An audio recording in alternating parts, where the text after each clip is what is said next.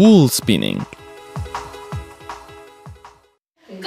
Today the world wears ready-made attire. The factory machines weave and sew any fabrics and garments.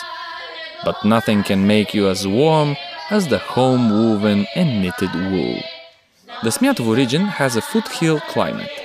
Winters here are long and cold. For centuries, the family farms breed long fleece sheep, whose wool is used by the women of Smyadovo to knit sweaters and jackets, socks and slippers. The cold gives way to the comfort and warmth. The winter feels less scary. After the shearing of the sheep at the end of May each year, the wool is taken to a carding machine to get carded. This machine has wooden cylinders and cogs that break the felt fibers.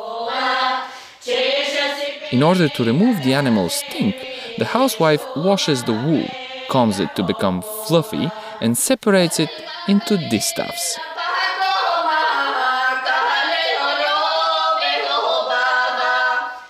Then she strings one of them to a long wooden stick with a leather twine. Several fibers are pulled out of the distaff and then twisted. The spinning of the thread begins. The thread is enlaced around the pointy end of a short rounded stick. The spindle that the spinner turns in the air with her fingers to twist the thread and make it strong. When it is ready, the yarn gets spun round the spindle. The woman keeps spinning until the distaff is complete. Then the yarn is stretched on a yardstick and scalded with hot water to soften. After it dries, it is ready to be used for knitting. The spindle and distaff are made of ash tree, sycamore, York elm, or elm tree. The popular belief is that they serve as a protection from bad eyes and black magic.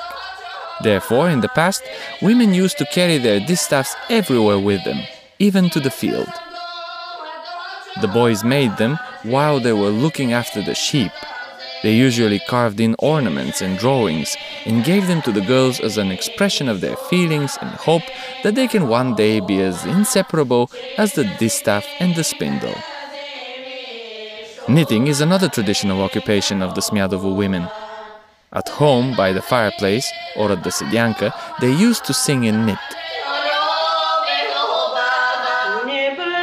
The sock stitch was the most challenging.